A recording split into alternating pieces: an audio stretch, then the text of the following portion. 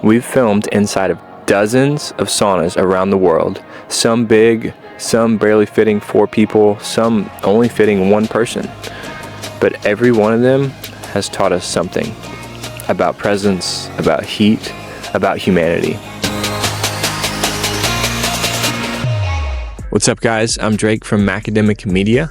We spent the last year documenting sauna culture from Finland to New York to Salt Lake City. Today we're counting down the top 5 saunas that we've ever filmed in. Let's go.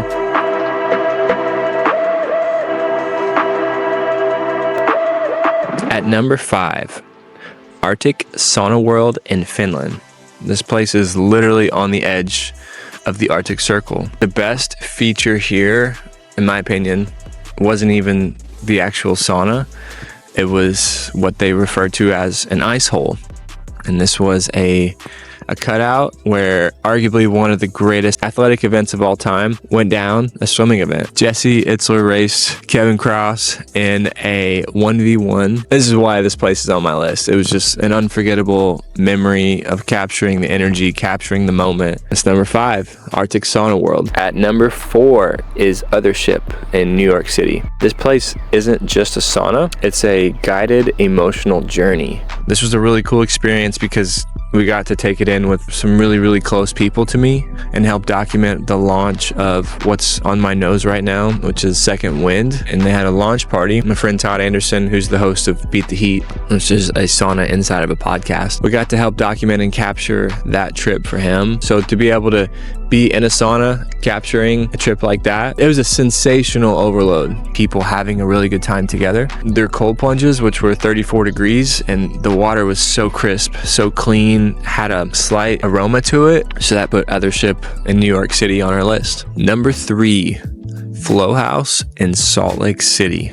A newer spot that blends intention with aesthetic, recently opened by Mitch Matthews and Jesse Itzler. It's very similar to Othership. It's higher on the list to me because of who opened it and what it meant to them while we were there capturing the grand opening, those experiences those people got to have. It was a cool party. They had DJs, really cool aromas, in a very large sauna built by a company called Cedar and Stone. It was a really intimate experience that had energy, it had connection, it had flow, it had relaxation, and that was FloHaus in Salt Lake City, Utah. Coming in at number 2, Furuvik in Finland.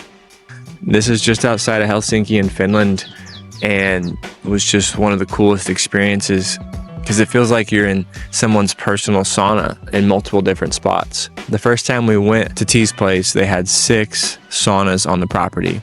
They had a single phone booth sauna.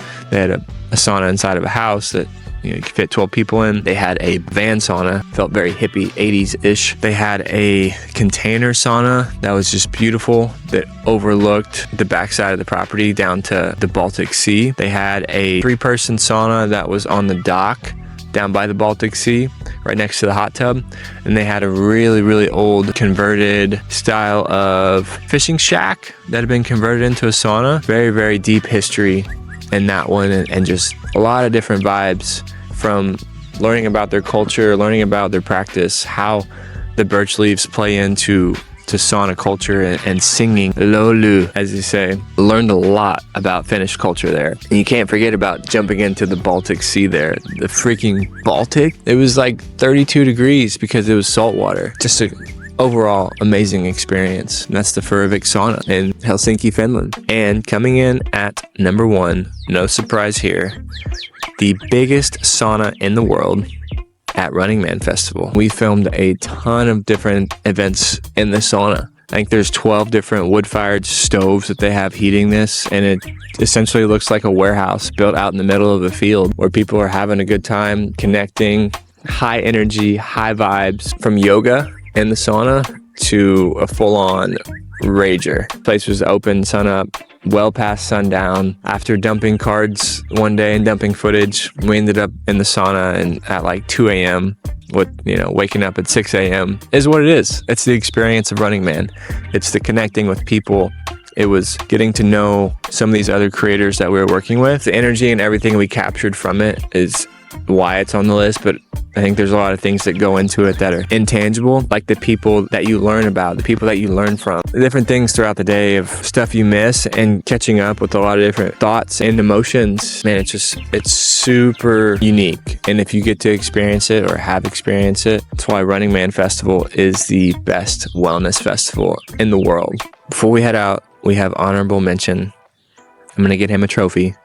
But this is Todd Anderson's Sisu Cabin Sauna, home of Beat the Heat podcast. So this is in Nashville, Tennessee, and some of the best conversations, raw emotion, raw struggling, as the podcast starts at 160 and escalates up to 230. So that rough time is about 30 minutes to go from start time to end time. And he asks you questions along the way.